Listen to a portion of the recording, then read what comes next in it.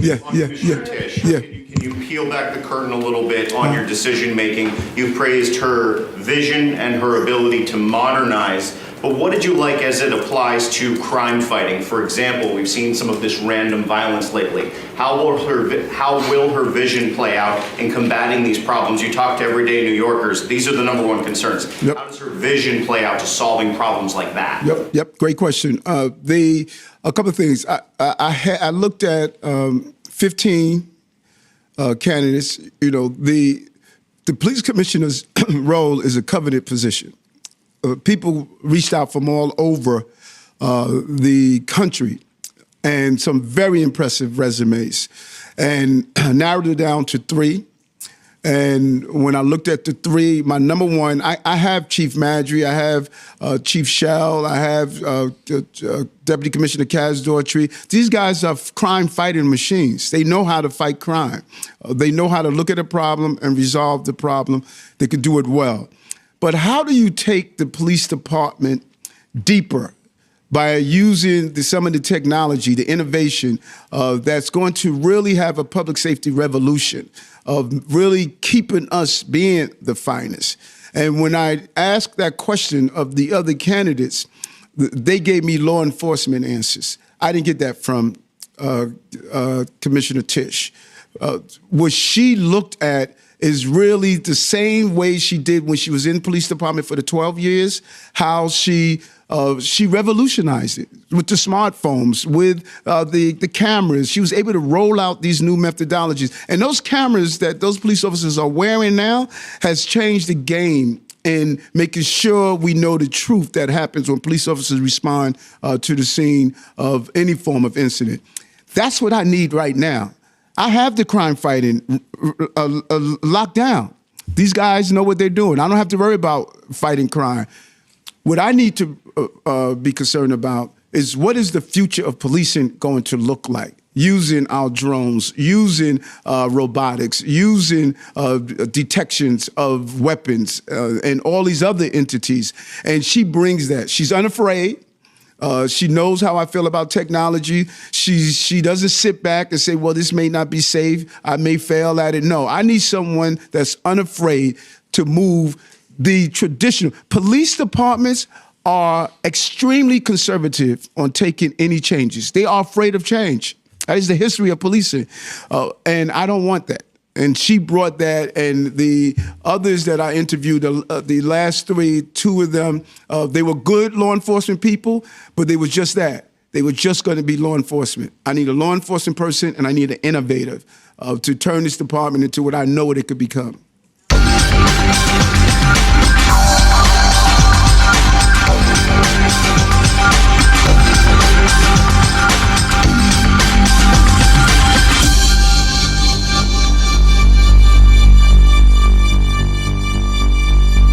I'm Sal Greco, and you're watching and listening to The Sal Greco Show.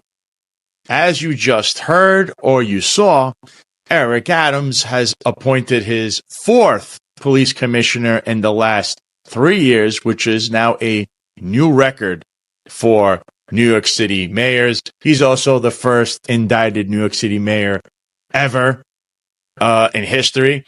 And, well, nobody should be a stranger to Jessica Tisch.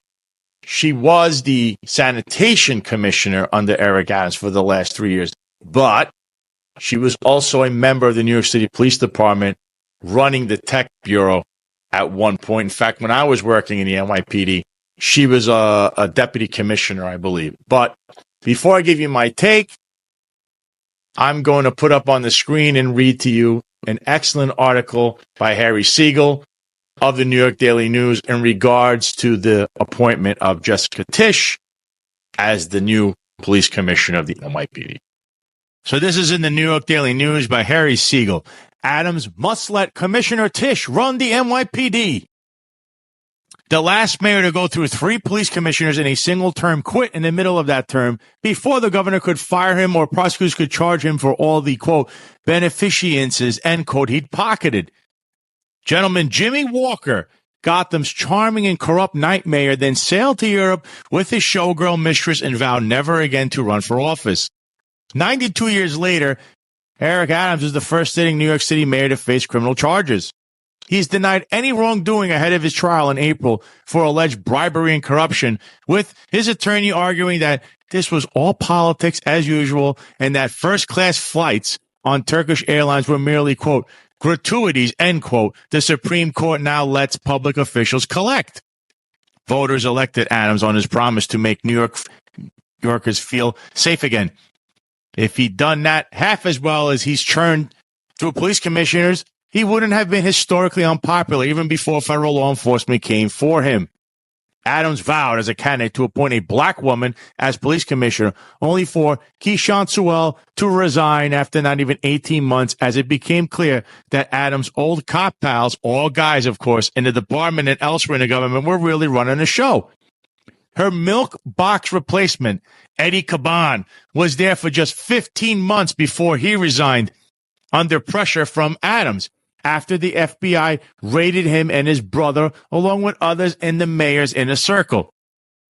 The feds had already seized Adams' phones, but are reportedly still locked out of them after he conveniently forgot his new password. Tom Donlin, the interim commissioner, who Adams said would reaffirm the public's confidence in the police and who vowed to have the department speaking with one voice again, lasted just 2 months. He was raided by the FBI himself in a separate investigation and had a public shouting match over a photo op with the Adams crony installed as the commissioner's chief of staff, evidently against his wishes.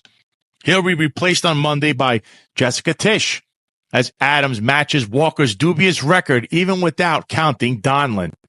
Tisch, who's been Adams' sanitation commissioner, has never been a police officer but previously worked in the NYPD for more than a decade.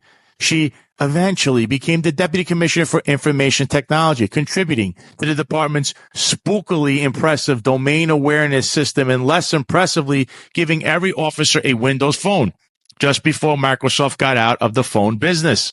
While she's never walked the beat or made an arrest, Tisch has been fulsomely praised, including by former commissioners Ray Kelly, who first hired her, and Bill Bratton, who put her in charge of tech. She comes from a family of such wealth that the art school of NYU bears her last name. Her relatives have given generously to Adams' campaign and to the police foundation that gives the department and its bosses a private account to draw funds from with limited public scrutiny. Tisch is plainly ambitious in her own right and no pushover, like every New Yorker who expects the police to help maintain public safety. I'm pulling for her. Some unsolicited advice for the NYPD's 47th commissioner. The job comes down to restoring public confidence in policing that polling makes clear this administration has squandered citywide. That should start with the commissioner and her brass answering questions from knowledgeable reporters about the crime numbers month after month, whether those are up or down. And the mayor letting her run the department from inside its ranks and chain of command, leading a team she picks and trusts. No more deputy commissioners and chiefs personally doing whack-a-mole quality of life sweeps because there aren't enough cops left in precincts to do routine work. No more AMP 211 enforcement, mostly hidden from public records, like with police car chases and the crashes, injuries, and casualties that inevitably follow. When the NYPD is trumpeting that arrests are at a 25-year high while mumbling past the fact that felony assaults are, too, something is seriously off. Getting back to basics means knocking off the weird palace intrigues and unhinged public messaging on official NYPD channels from deputies behaving more like little princes, competing with each other for camera time and sometimes crumbs while feuding with the press and cutting the commissioner out of the loop to deal directly with the mayor. After 3 years of getting in his own way, the mayor who appointed Tisch should give her the space to get stuff done. So Harry Siegel's outlook on this, I am almost in lockstep. We all want to root for a new police commissioner because we want public safety to be the number one agenda on the board as far as New York City or any city in the United States. And in general, public safety should be number one, and public safety should be top priority in Eric Adams' administration. He continues to tout this, but of course, the numbers don't back that up. So the appointment of Jessica Tisch, I believe personally, is a political one. he's either currying favor with certain donors, or the donor herself, which is Tisch and her family, currying a favor, putting her in this prestigious spot that she's wanted for so many years. Is she a bad person? No, not saying that. I just say that she doesn't have the qualifications to lead a police department. She's, number one, never been in the field. Number two, never made an arrest or been in any criminal case. And number three, the rank and file in the New York City Police Department are absolutely disgusted, and the morale, which was already in the toilet, has gone further into the toilet. So it's a great move politically. So thumbs up politically, thumbs down for the morale and the future of the rank and file in the police department. Eric Adams only cares about himself, as we've seen, because Eric has legal problems. So Eric will do what he can to try to get out of those legal problems.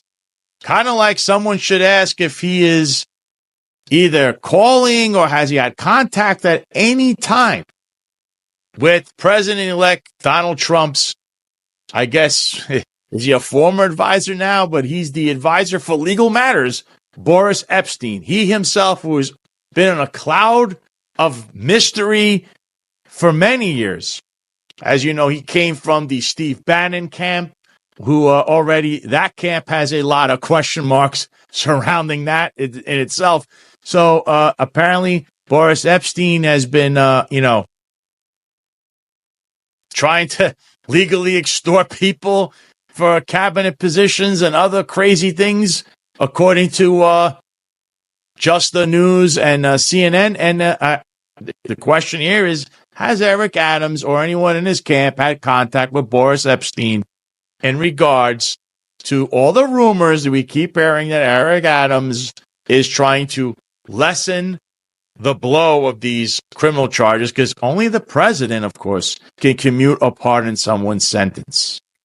Damian Williams, as we also have learned, is stepping down December 13, 2024, as the head of the SDNY office.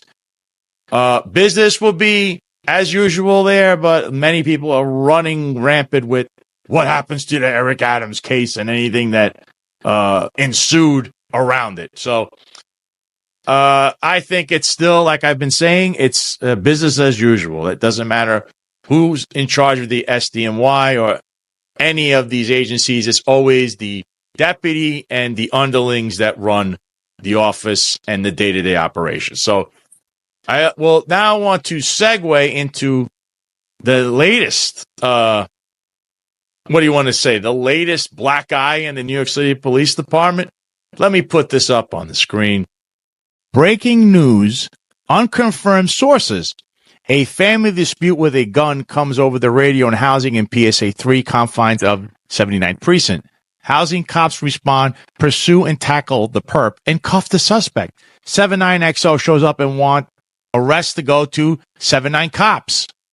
Cop from PSA 3 calls PSA 3 CO, who decides to go to the 79 Precinct Station House. PSA 3 CO and 79XO start arguing, where 79XO pushes the PSA 3 CO, who flips the 79XO to the floor. PSA 3 CO flips 79XO to the floor in front of the desk in the 79th Precinct, proceeding to choke him out since PSA 3 CO is allegedly a black belt in jiu-jitsu. All cops on scene had to jump in and stop the ensuing brawl, all for a gun arrest. PSA 3 CO now suspended. Internal Affairs now investigating. This is the PSA 3 CO, Elton D. Cohn. And this is the 79XO, Adan R. Munoz. Now, the latest breaking news update. 79XO Adan R. Munoz drove to the 79 Station House while intoxicated and off duty and got into a scuffle with the PSA 3 CO inside Station House, unknown if driving department vehicle or personal vehicle or armed. He was not suspended nor arrested, only modified. So this situation is a complete and utter embarrassment to the New York City Police Department. This captain had an incident not that long ago that was captured on film, was a probationary captain, and I guess didn't learn his lesson then that they will scrutinize anything you do. Unfortunately, he came to the station house drunk. The question now bears, why was there no arrest made? Just people being modified. And, this is something that I will put a blame on the management of the police department, and particularly the chief of patrol, John Schell, the chief of department, Jeffrey Madry, who pressure commanding officers and captains to bring in guns or numbers or whatever you want to call it in their meetings, not the CompStat meetings. And this is a direct result of things that can occur when you continue to pressure people. Just look at how many car pursuits have gone wrong. I wonder why there is a continuation of car pursuits, even though it's a judgment call. But one chief says, we're going to do this. The other chief will say, what does the patrol guide say? Mixed messaging will always lead to things like this. This particular article that was written references fraternal organizations and the cops in there, in particular, maybe one or two, or some that I'd like to focus on, because we're going to go back into this whole criminal association in the NYPD, because there are cops that are just getting bludgeoned by this rule that we don't know who's making the calls. We don't know what really defines a criminal association, because it seems to be arbitrary. And I like to go back to one Jimmy Rodriguez.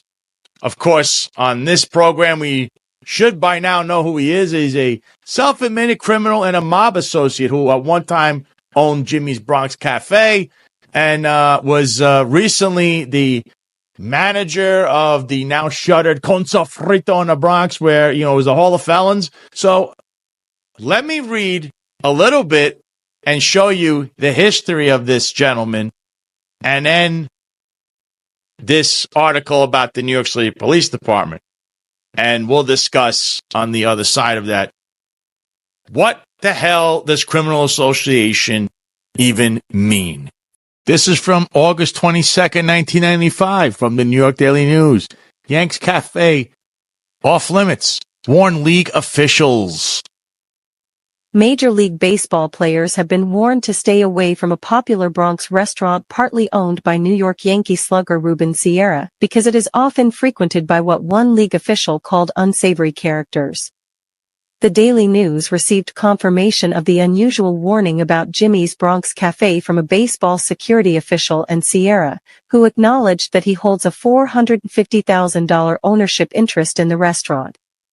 They said to try to stay away. Sierra said last night of the warning he said was issued to him and other ball players by a league official. But it's hard when you got a percentage in the business. Located on Fordham Road about a mile from Yankee Stadium, Jimmy's has blossomed into one of the most popular Hispanic-owned restaurants in New York City, and a favorite spot for professional athletes, musicians, politicians, and others. But the streets outside Jimmy's also have been the scene of at least 2 shootings this year. Police believe the shootings may have been caused by incidents that originated in the club.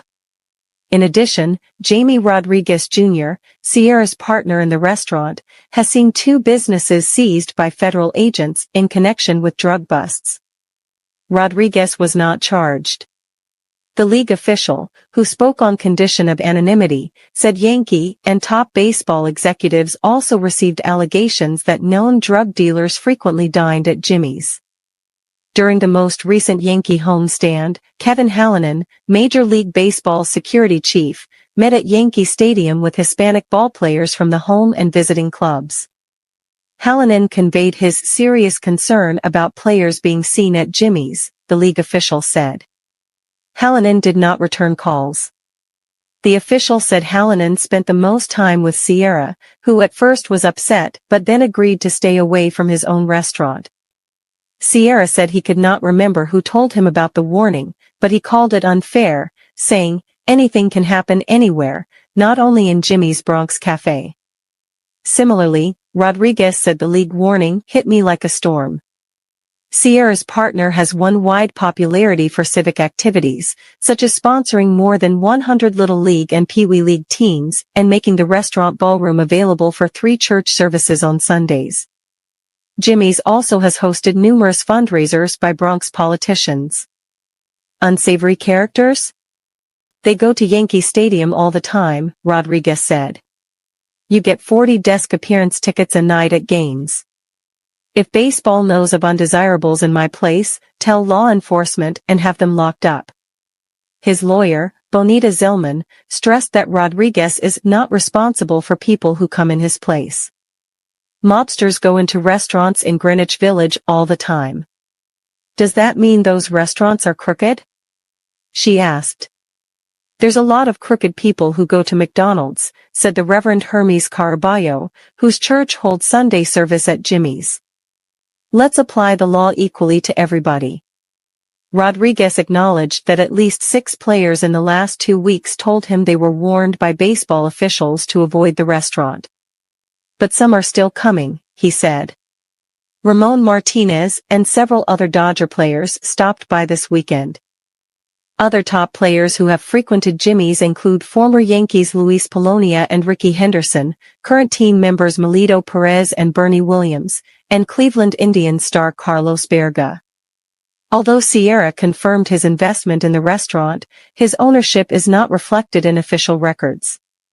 State Liquor Authority records also do not show Sierra's role. Rodriguez's previous brush with the law occurred in 1991. That year, 2 businesses he owned were seized by federal agents during drug arrests that broke up the gang of convicted heroin trafficker Sammy Vega. Rodriguez was not accused of involvement in the Vega ring. But in a federal court affidavit, probers alleged that Vega used another Rodriguez restaurant, Mariscos del Caribe, to conduct drug deals. The investigators also charged that an auto repair shop owned by Rodriguez was used to build false compartments in cars to transport guns and drugs. All right, this was also in the Daily News, August 22nd, 1995. Afoul of fairness so far, Sierra is guilty of nothing. Oakland, he prefers the Bronx to the Bay. Oakland, he prefers the Bronx to the Bay, the Yankees to the Athletics. And who could blame him? His relationship with the team and the town here got kind of nasty the last year or so. The manager called him the village idiot, and Ruben Sierra, who has knocked in as many runs as anyone but Joe Carter over the past decade, didn't appreciate it much. He doesn't mind coming back for a few days. But he's happy to be in the visitors' clubhouse, with his silver crucifix and his bottle of ultra mega vitamins waiting in his locker. And he's ecstatic not to be in Tony La Russa's lineup. They made me out to be the troublemaker here. I've never been like that in my life, he said. Now I feel good. I don't have to be the bad guy anymore. Perhaps. But now comes an accusation of association.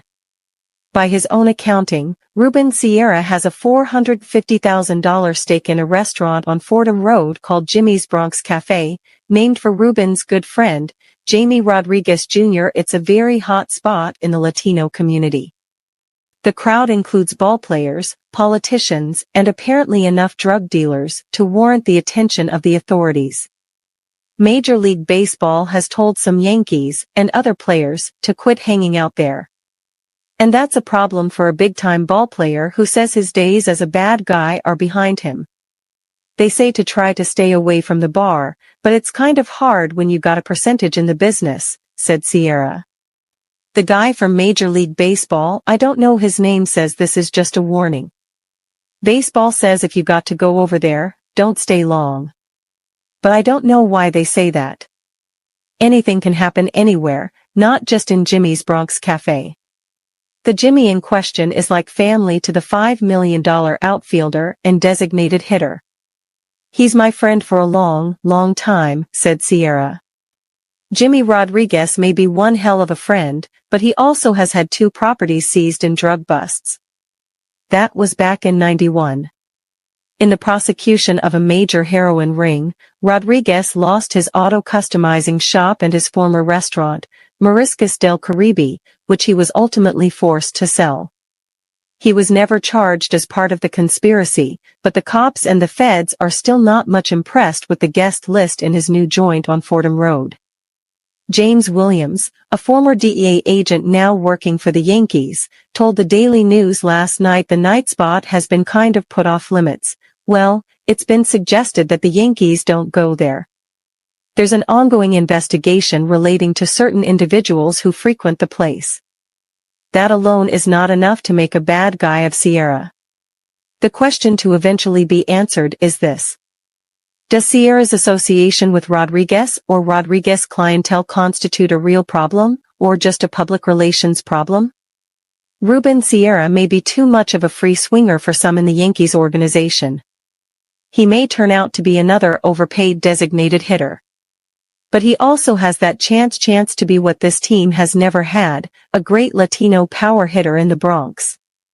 There aren't too many sluggers who double as salsa singers. Already Ruben Sierra has a considerable following at the stadium. You can hear his name coming in a chant from the bleachers. The matter is best handled with caution.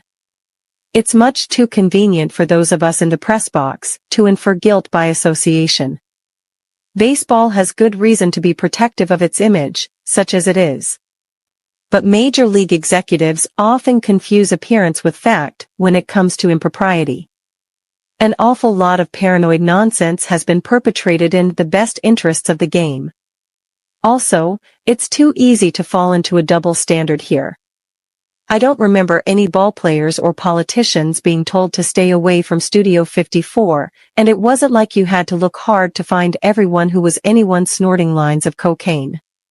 Now, all these years later, you wonder whether a millionaire ballplayer should be any more liable for his associations than the politicians who drink at Jimmy's Cafe. Sure, Sierra's got a piece of the place, and sure, Jimmy Rodriguez is like family to him. Maybe there's a whole bunch of drug dealers hanging out at Jimmy's Bronx Cafe. And maybe even Ruben Sierra sat down for a drink with one of them. So what? He's a ballplayer who's been in Texas and Oakland for most of the past 10 years. He's not taking resumes. If the association proves felonious, then let Sierra or his guy Jimmy take the full weight. But anything short of that merely falls under the category of bad public relations. It shouldn't be enough to jam the guy up to make Ruben Sierra a bad guy in New York. This is from The New Yorker, from November 12th, 1997. Our local correspondents. Jimmy Bronx, Why Everyone is Going to the Salsa Club Across the River, by J. McInerney. Two Latinas with identical corkscrew cascades of hair are tugging at Jimmy's arms, trying to get him to dance. But first, he needs to talk to Roberto Ramirez, the chairman of the Bronx Democratic Party. Many people believe that Ramirez could become the first Hispanic mayor of New York. Some of those same people will tell you that Jimmy Rodriguez is already the king of the Bronx.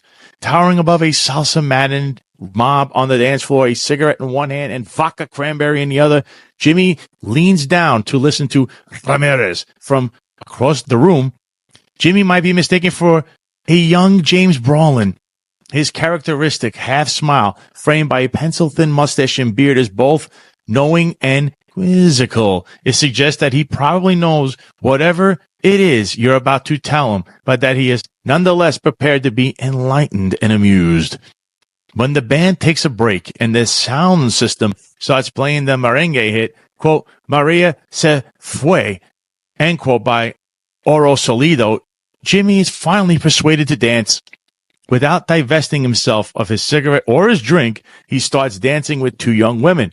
Dominican-derived merengue music is often likened to a train that never stops. It's more breathless than Afro-Cuban-derived salsa, which is now more closely identified with Puerto Rico. Like most of his customers, Jimmy dances to both. Merengue dancing is less stylized and intricate than the swing-influenced salsa and is more overtly sexual. To the inebriated observer. At least it's mainly about the hips. Jimmy reminds me of one of those machines they used to mix paint at Home Depot. At a time when retro, languid, living, roomy lounges like Wax Bar, Jet Lounge, and Spy Bar are replacing big dance clubs in downtown Manhattan, the scene at Jimmy's Bronx Cafe revolves around dancing. On Thursday nights, the club becomes the New York capital of Salsa Nation, a floating party of musicians and dancers that moves among a handful of clubs in the city. Jimmy's patrons, like those of Metropolis in Queens or the Latin Quarter at Manhattan, tend to be second-generation Hispanics who have rediscovered the musical culture of their immigrant parents. Margaret Leone, a Janet Jackson lookalike, is dancing with Jimmy. Her father is from Ecuador, her mother from Puerto Rico. She used to hate the music they listened to. Quote, "It was such an uncool scene, salsa and merengue," she says. "I used to go to all the trendy places in Manhattan. Then a few years ago, I started coming to places like Jimmy's, and it was hot. It was like coming home," end quote. A secretary for a Midtown ad agency, Margaret considers English her first language, but lately she has come to prefer salsa to alt-rock. Quote, "I don't know, it's like in your blood," end quote, she says. Her friend, Janet Gizone, agrees. Quote, "We're all coming back." There are also gringos and gringas who are discovering the beat for the first time, like a poodle-haired blonde named Greta Ratchin, who's a teacher at PS 41 in the Bronx. When the salsa band reclaims the stage, Greta and two other women get up to dance with Cisco Rivera, who appears to be some kind of mad, stocky salsa astiere, spinning and dipping his partners like a yo-yo champ with those arms turning and gliding on wild, snaky legs, the whole intricate orbital system held together by the hips. Quote, "That's dancing," end quote, Jimmy says, lighting another smoke as he waves to Maggie Ramos, a singer with the salsa band Isidro Infante, who is wearing a breath-defying tight black velvet dress accented with rhinestones. The aesthetic here is at the other new Latin clubs is flashier and dressier than at downtown Manhattan spots. You won't see jeans or sneakers, matte fabrics, sweats, or chunky boots. This ain't no mud club. The woman wears spike heels and the men wear suits, the sources of which range from Versace to Sears. Almost everybody has to work tomorrow morning. Maggie works at the baby counter at Tiffany's, but it's 3 a.m. and they're still dancing. On any given evening, the crowd at Jimmy's Bronx Cafe may include such locals as Tito Puente, John Leguizamo, the actress Jennifer Lopez, Sean Puffy Combs, and Bronx Borough President Fernando Ferrer, as well as the occasional Manhattan scenester such as the Post Richard Johnson and the party designer Robert Isabel.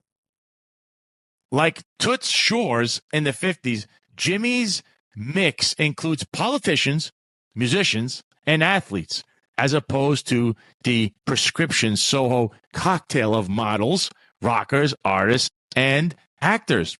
Tonight, the Urbane Ferrer is having dinner in the club's restaurant with a group that includes Jimmy and Roberto Ramirez. Quote, "Before Jimmy came along, there was no place for this community to gather," end quote, Ramirez says. Ferrer adds that New York's Latino population will easily surpass 30% in the next census. It remains to be seen whether Anglo-New York will start dancing to a salsa beat, or to put in another way, whether Latino music, culture, and fashion can become hip for the first time since the big band Ricky Ricardo era of the 50s. However, the moment seems propitious.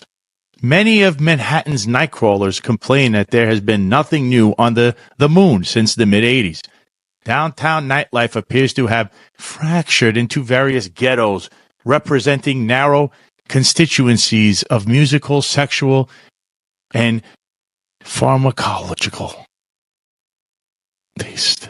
Thanks to the city's tough cabaret laws, new clubs, if they open at all, tend to spring up in old spaces, leading to a sense of deja vu, or just plain boredom in those who were around in the 80s. If, quote, bridge and tunnel, end quote, has been the ultimate put down in fashionable New York, it's useful to remember that whatever is uncool eventually becomes cool. Disco, anyone? Meanwhile, the Studio 54 co-founder, Ian Schrager, recently showed up at Jimmy's to check out the action and stayed late to dance with his wife, Rita Norona, though he was initially denied admission because his blue jeans flunked the Saturday night dress code. Only Jimmy's eventual intercession saved Schrager from the fate that so many bridge and tunnel migrants once suffered outside the ropes of Studio. With walls of glass on three sides, one of which faces the Harlem River and Manhattan, Jimmy's Club resembles a giant Florida moon, all green, lavender, and white, with webbed chairs and brass rails. But it doesn't take much imagination to conjure the showroom for the Oldsmobile dealership that used to occupy the premises. Jimmy Rodriguez grew up in an apartment across the street on Fordham Road. He was born in 1962, the eldest of three sons of Puerto Rican immigrants. Looking out the window at the shiny new cars, he says now gave him his first vision of the good life. By the time he was 16, he was buying and selling used cars, clearing as much as $2,000 a week. 15 years later, he bought the building that had inspired his earliest entrepreneurial dreams and opened Jimmy's Bronx Cafe. It's Hispanic Heritage Day at Yankee Stadium, and Jimmy is uncharacteristically perturbed. In fact, he's pissed. He has donated food from his restaurant for 200 Hispanic students who are guests of the Yankees for the evening. Quote, 7 sponsors for this damn event, and all they can do is 200 kids. I sponsor 35 Little League teams, and I could have turned out more than that myself. End quote. Jimmy strides past the ticket takers with a shoulder-rolling gait that has something of the boxer loosening up just before the fight. He slaps the outstretched hand of a security guard and slips through the gate, shaking hands along the way. Inside the stadium, he attracts far more attention than the former Yankee Joe Pepitone, to whom he introduces himself. Jimmy is a big fan, but that doesn't prevent him from remaking Soto voice in reference to Pepitone's Roman centurion style do. Quote, you better watch out for the wind. End quote. When the Yankees play at home, the food they eat after the game often comes from Jimmy's, and many of them are regulars at his establishment. This is all very gratifying to a kid who grew up in the Bronx, watching the Yankees play. Although Jimmy says he never doubted that he would be a success, he still seems to take a childlike delight in finding that he has become one. Quote, I always wanted to be number one, he says. I wanted to be the best dancer, the best everything. One of my first jobs, I was a dishwasher at Soupberg in Manhattan, and I was the best damn dishwasher you ever saw. They made me a delivery boy, and nobody ever delivered faster than me, end quote. His early entry into the working world was prompted in part by his father's departure from the family when Jimmy was 11. After he started dealing used cars, he dropped out of the 10th grade and reunited with his father. Together, they sold lobsters at the Webster Avenue underpass, gradually diversified into fish and shrimp, and took a lease on a building across the street. Quote, we covered the rent by subletting 2/3 of the building, Jimmy recalls. And next thing, we built a wooden counter and started a little restaurant called Marisque del Caribe. Pretty soon, we had 20 tables. I worked 14 days. Plus, I was driving a cab, end quote. In 1993, when his father had become too ill to work, Jimmy bought the Oldsmobile showroom with a $23,000 down payment, moved the restaurant there as Jimmy's Bronx Cafe, and hired a Latino chef. Quote, we opened on a Tuesday in the middle of a snowstorm. By Saturday, I had a line out the door, end quote, he says. If the community needed a restaurant, it soon became apparent to Jimmy that it needed a nightclub as well. He began throwing private salsa parties on the terrace and then became so renowned that last year he opened them to the public. Jimmy's ascent has not been quite as smooth as his customary demeanor suggests. As a teen, he was once arrested 3 times in a single week. As he explains it, he just happened to be in the wrong place at the wrong time. Quote, so the first time I'm just going along with my friend to collect a debt, a numbers debt, and suddenly we're arrested for robbery, end quote. Jimmy says he was unaware that his friend was carrying a gun. 3 days later, Jimmy was in a car with friends, one of them whom had some marijuana. When the car was stopped by the police, all the passengers were arrested. Quote, and then I'm at this record shop. It turns out to be a drug spot that I have no idea. It's a drug spot, end quote. Jimmy's visit coincided with a police raid and he was arrested again. Quote, the guy I'm locked up with this third time is the same guy I'm accused of robbing. I mean, how do you explain that? If I was supposed to have robbed the guy, if on paper his explanations seem to strain credibility, his ingenuousness is such that on his lips they sound almost persuasive, if somewhat confusing. At any rate, the judge was convinced. Eventually, all 3 charges were dropped, and the episode appears to have been a revelatory one for Jimmy. Quote, the biggest experience of my life was spending a week in jail, end quote, he says. Quote, I decided I was not the type of person who was ever going to go back, end quote. This sense of the road nearly taken seems to be what drives Jimmy to devote a great deal of time to working with young people. His fondest wish is to be a role model in a community that has too few of them. Quote, is it true you're a millionaire? End quote. He was asked after he delivered an inspirational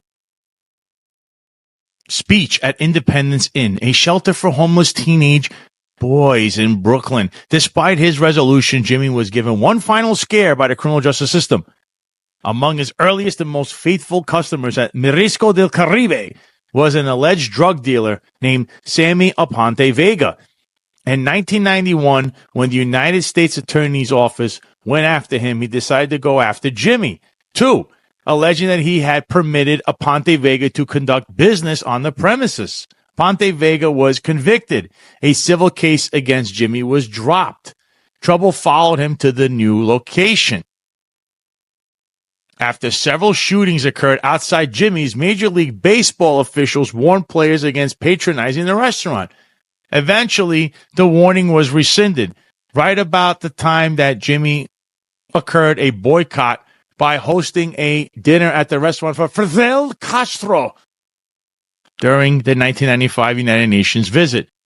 Hundreds of demonstrators stood across the street chanting, "Death to Fidel," while members of the National Puerto Rican Business Council and selected guests dined on roasted pig, arroz con candulos, pigeon peas and rice, and acapullas, a sort of dumpling made of plantains and ground beef. Castro was consulted by Jimmy and the chef, Joe Torres, about the menu. Quote, the man is crazy for food, Jimmy says. Politics was not discussed. We talked food and baseball. End quote. Jimmy received death threats for months afterward, and his business suffered. He still doesn't get many Cuban customers. He claims to be apolitical. He does attend Republican as well as Democratic events. Quote, I judge politicians strictly in terms of what they do for the community. End quote. He says, Jimmy has since visited Castro in Havana. Castro's autographed baseball uniform hangs in his office, framed beside a wall of 29 video monitors in which he surveys the restaurant and club.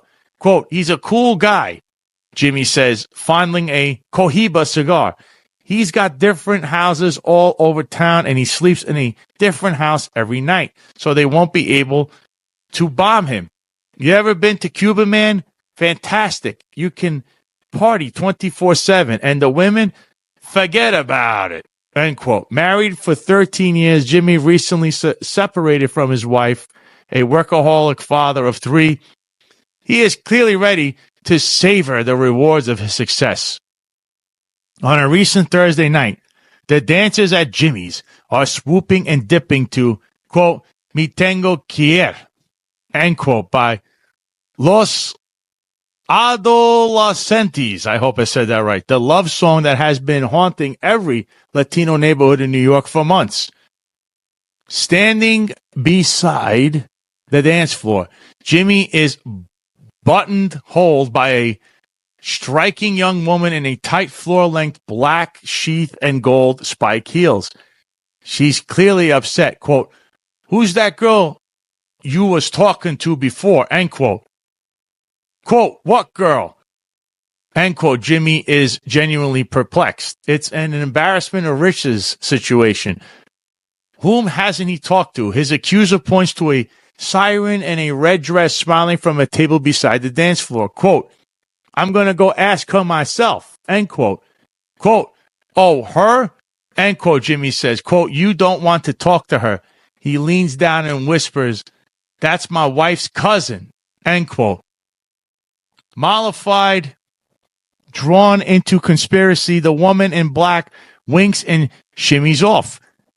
Jimmy turns to his right-hand man, Richard Turley, a veteran of the Manhattan club scene from the days of Studio 54, who, with his slicked back cough and impeccable tailoring, looks as if he could be a band leader from the 50s. Quote, how many times have I used that line? End quote, Jimmy asked.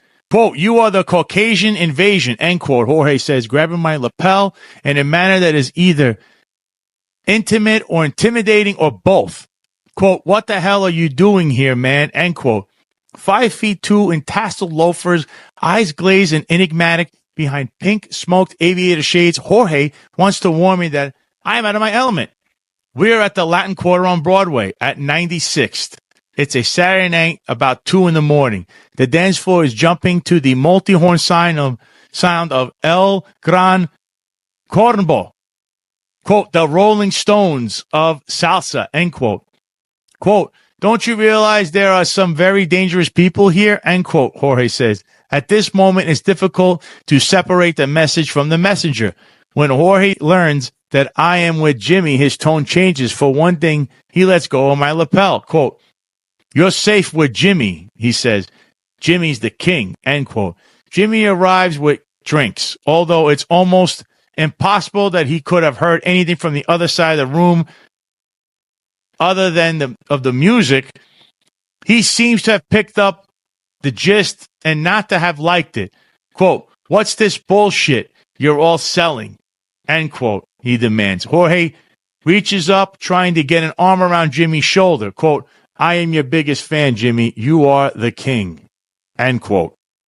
Quote, get out of here. End quote, Jimmy says.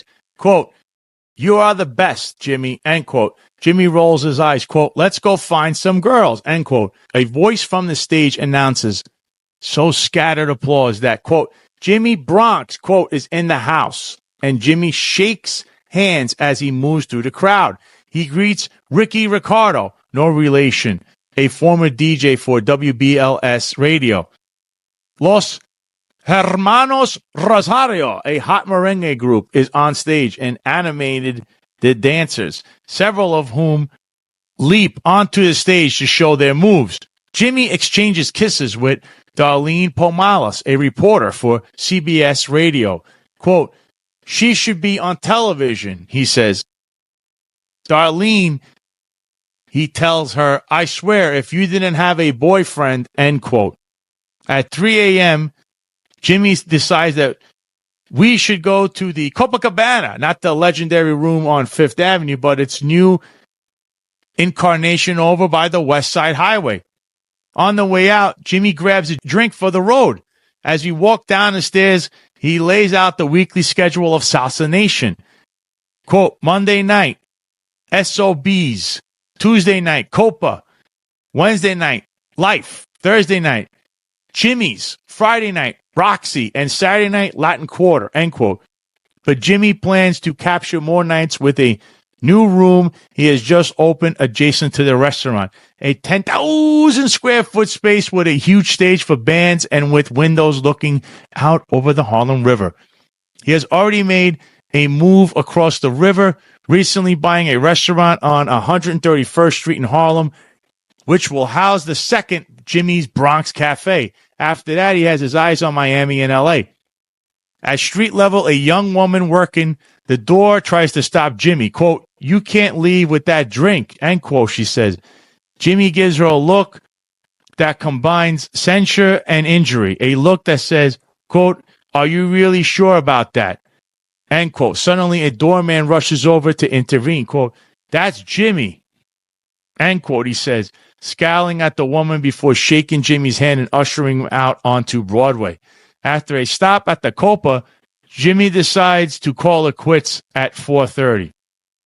He's got to speak to a group of senior citizens in the morning. As he drives off toward the Bronx in a new white Ford Expedition, cell phone pressed to his ear, a young woman in a silver lamb dress and silver spike heels rushes from the club and runs with rapid little sandpaper steps up the street, chasing him, shouting, quote, stop, Jimmy, stop. You didn't say goodbye, end quote. Ranks of Hispanic officers reaching record levels at NYPD. This is by Rocco Parascandolo of the Daily News. For the first time since the NYPD was formed 179 years ago, there are more Hispanics in the rank of police officer, the initial rank when becoming a cop, than any other demographic group, according to a fraternal group and police sources. The changing face of the nation's biggest police force, which comes amid continued outreach efforts by the NYPD and shifts in the city's demographics, comes 20 years after the city paid $91 million to settle a discrimination lawsuit by the Latino Officers Association. 4 years before that, the U.S. Commission on Civil Rights said in a report that people of color, quote, are still dramatically underrepresented in the force compared with the overall population of New York City. Moreover, the report said that many flaws in the recruitment and training processes may contribute to race-related problems in the NYPD, end quote. According to the latest breakdown of the 33,475 cops on the force, there are still more whites, 39.7%, than Hispanics, 32.5%, blacks, 16.5%, and Asians, 11.3%. But those numbers are moving closer and closer to the overall breakdown of the city population of 8,335,897 people. Whites represent 31.2% of the population, Hispanics 29%, blacks 23.1%, and Asians 14.5%. Among the rank of police officers, there are 7,542 Hispanic police officers, 35.9% of all officers. Whites are second with 7,049 officers, or 33.5%, followed by black officers with 3,741 overall, or 17.8%, and Asians with 2,675 police officers of 12.7%. Detective Joseph Ayala, president of the NYPD Hispanic Society, a fraternal group, said the department has worked toward, quote, creating a more representative force with qualified candidates that reflect the demographics of the communities they serve, end quote.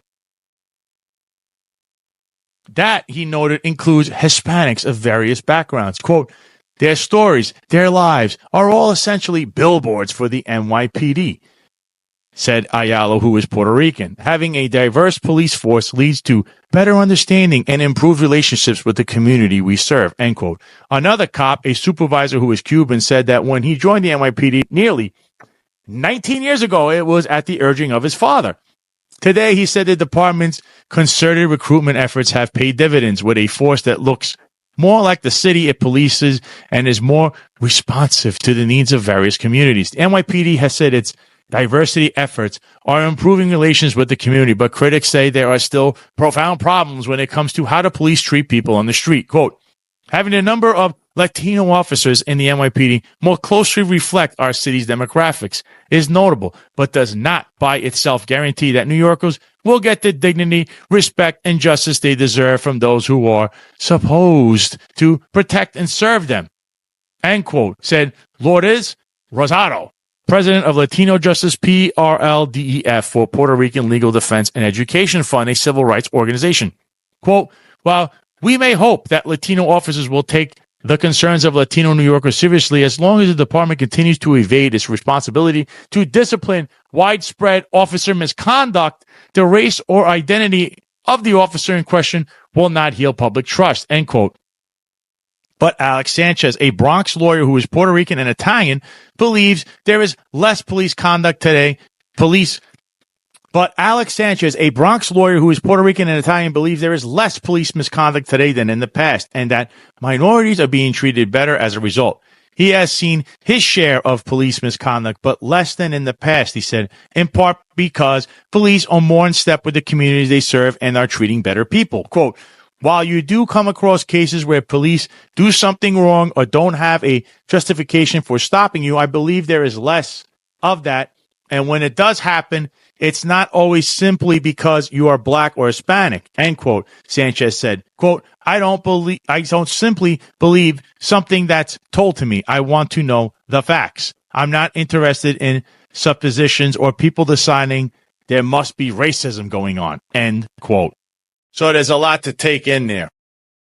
The first part, I like to explain the history of Jimmy Rodriguez, where, yes, this gentleman was a nightclub owner or whatever it is that he really does, and he's involved in things and criminal activities, clearly, in the past and in the present, when he was a manager of Con Sofrito in the Bronx, where there were allegations of human trafficking that were reported to the New York City Police Department. Somehow those allegations and reports, and I don't know what happened, it vanished. There was never another word about it.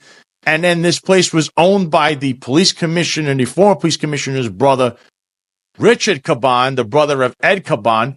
And, you know, you read those articles and really ask yourself, should a police officer of any rank, especially an executive, be anywhere near any establishment that has an involvement with Jimmy Rodriguez or Jimmy Rodriguez himself being chummy with him? And then the article that was just mentioned in regards to the races of certain officers that are, look, that part is ridiculous. The demographics of a police department need to, blend into the communities.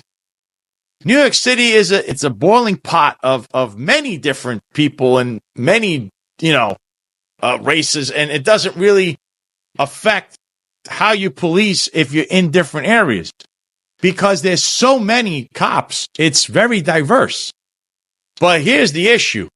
You are hearing about misconduct at the very end of this article, which Alex Sanchez, that lawyer, he hit the nail on the head with the external part. But internally, you just also heard about two executives that had a brawl, basically in front of a desk officer inside the 79th Precinct Station House. And what happens there? They're only modified. There were no arrests, despite one being basically unfit for duty and drove drunk to the police station. No arrests were made. But if a regular police officer did the same thing, not only would they be suspended, not even modified, suspended, but they would be arrested. So the rules don't apply evenly. And the criminal association, which is a rule in the NYPD, the actual rule states you cannot wrongfully or knowingly associate with someone who's reasonably believed to have engaged in or likely to have engaged in criminal activity. So Jimmy Rodriguez, who's a self-admitted criminal and a mob associate, as we have uncovered in episode 5 of the Sal Greco show, you could go back and watch that. And you can hear his past activities and ones that were recent, where there's all allegations and he's swimming around these allegations constantly of criminality. Does a police executive have any leg to stand on saying, yes, Jimmy's my friend and I should be hanging out there.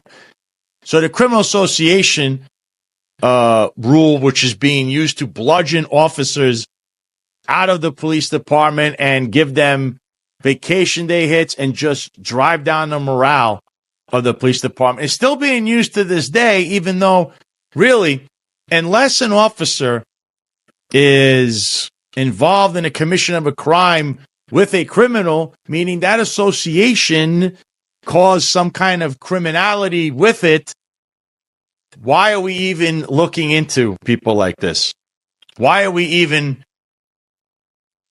wasting money going after cops because they may be friends with someone who was arrested in 1985? Really, that's what goes on to this day in the New York City Police Department. So internally, the misconduct part, yes, the disciplinary matrix, everything there is arbitrary, very much so. Externally, to say that people police based on race and gender and they make quota arrests because, they don't like the neighborhood and stuff like that, that part, the public is being misinformed. That is 100% wrong. Misconduct in the police department, yes, it's everywhere. But they abuse this system to drum out people they don't like as well. And it needs to be completely revamped. And the way the public sees the police department and how they see their officers, I don't believe there's rampant racism and cops are doing things based on race, because it falls on each individual officer. And for the most part, I'd say somewhere in a 90% range, past that even, maybe even higher. Police officers do their job, and they do it with pride, and they're not worried about, what do you want to call this, dog whistle policing?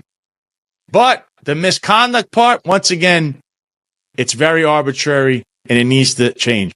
And criminal association, who decides that part? Because we have somebody here that's encircling the upper management of the police department. Yet, everybody in the police department seems to never get in trouble for hanging around them. And apparently they were together, Jimmy Rodriguez and Fat Joe. If you remember, Fat Joe he's a good friend of Jimmy's, and apparently friends with former police commissioner Ed Caban, and he was in Con Sofrito a lot. They were giving out turkeys, reminiscent, as somebody quoted to me saying, looks like Nicky Barnes and Frank Lucas. There's Jimmy Rodriguez and Fat Joe. My, oh my, somewhere in the Bronx. So with that being said, I'd like to wish everybody a happy Thanksgiving. Please eat up, have a great time, spend time with the family. Hopefully things will change in the police department for the better, for public safety. Same thing, we just want things to be even.